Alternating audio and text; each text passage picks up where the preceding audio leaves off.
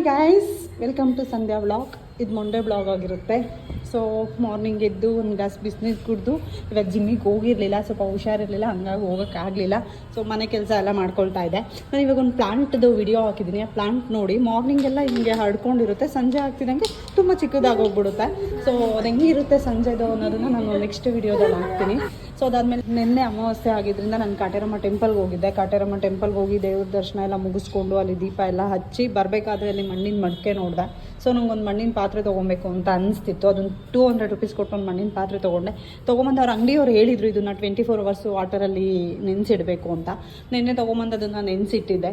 ಮತ್ತು ಮಾರ್ನಿಂಗ್ ಎದ್ದು ಅಕ್ಕಿ ತೊಳೆದಿರೋ ವಾಟರ್ ಫಸ್ಟ್ ಹಾಕಿ ಅದನ್ನು ನೀಟಾಗಿ ಕಾಯಿಸಿ ಅದನ್ನು ಚೆಲ್ಬಿಟ್ಟು ನೆಕ್ಸ್ಟ್ ನಾನು ಅಡುಗೆಗೆ ಯೂಸ್ ಮಾಡಿಕೊಂಡೆ ಅದನ್ನು. ಸೊ ಬನ್ನಿ ಇವತ್ತು ಏನು ಮಾಡಿದೆ ಅಂತ ತೋರಿಸ್ತೀನಿ. ಇವತ್ತು ನಾನು ಡಬಲ್ ಬೀನ್ಸು ಮತ್ತು ಮಿಕ್ಸ್ ಕಾಳ್ದೆಲ್ಲ ಹಾಕಿ ಮಸಾಲೆ ಸಾಂಬಾರು ಮಾಡಿದ್ದೆ. ಆಲೂಗೆಡ್ಡೆ ಬದನೆಕಾಯಿ ಯೂಸ್ ಮಾಡ್ಕೊಂಡಿದ್ದೆ.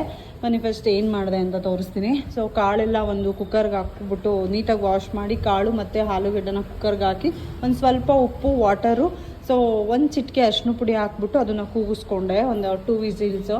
ಸೊ ಏಕೆಂದರೆ ನಾನು ಮಣ್ಣಿನ ಪಾತ್ರೆ ಮತ್ತು ಮಾಮೂಲಿ ಪಾತ್ರೆಗಳಲ್ಲಿ ಅಡುಗೆ ಮಾಡೋದ್ರಿಂದ ಅದು ಕಾಳು ಬೇಯೋದಕ್ಕೆ ಲೇಟ್ ಆಗುತ್ತೆ. ಕುಕ್ಕರಲ್ಲಿ ಕೂಗಿಸ್ಕೊಂಡು ಸೊ ಹಾಕ್ಕೊಂಡು ಚೆನ್ನಾಗೂ ಬೆಂದಿರುತ್ತೆ, ಸಾರು ಟೇಸ್ಟಾಗಿರುತ್ತೆ. ಅದಾದಮೇಲೆ ನಾನು ಸಾಂಬಾರ್ಗೆ ಏನೇನು ತೊಗೊಂಡಿದ್ದೀನಿ ಅಂತ ತೋರಿಸ್ತೀನಿ ಬನ್ನಿ. ಕಾಯಿ, ಕೊತ್ತಂಬರಿ, ಪುದೀನ, ಚಕ್ಕೆ, ಲವಂಗ, ಗಸಗಸೆ, ಪೆಪ್ಪರು, ಬೆಳ್ಳುಳ್ಳಿ, ಈರುಳ್ಳಿ, ಟೊಮೊಟೊ, ಹುಣಸೆಹಣ್ಣು. ಸೊ ಇದಿಷ್ಟು ತೊಗೊಂಡಿದ್ದೀನಿ. ಅದಾದಮೇಲೆ ಒಣಮೆಣ್ಸಿನ್ಕಾಯಿ ಹಾಕ್ಕೊಂಡಿದ್ದೀನಿ.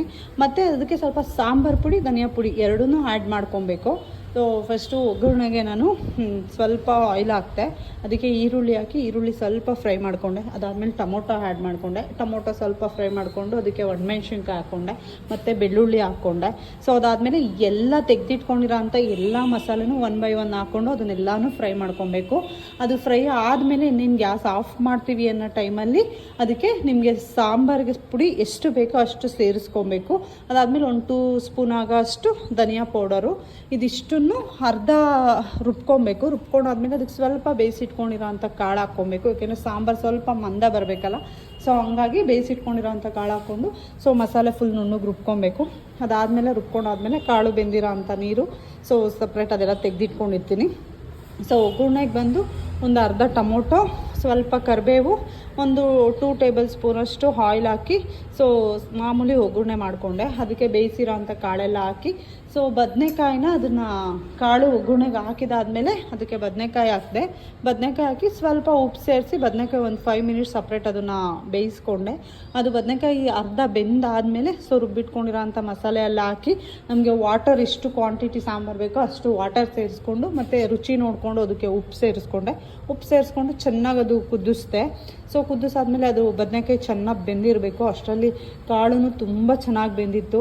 ಸಾಂಬಾರಂತೂ ತುಂಬ ಟೇಸ್ಟಾಗಿತ್ತು. ಸೊ ನಿಮ್ಗೆ ಇಷ್ಟ ಆಗಿರುತ್ತೆ ಅಂದ್ಕೊತೀನಿ. Thank you. ಇದೇ ರೀತಿಯ ಹೆಚ್ಚಿನ ವಿಡಿಯೋಗಳಿಗಾಗಿ ಲೈಕ್ ಮಾಡಿ, ಶೇರ್ ಮಾಡಿ ಹಾಗೂ ಸಬ್ಸ್ಕ್ರೈಬ್ ಮಾಡಿ. Thank you.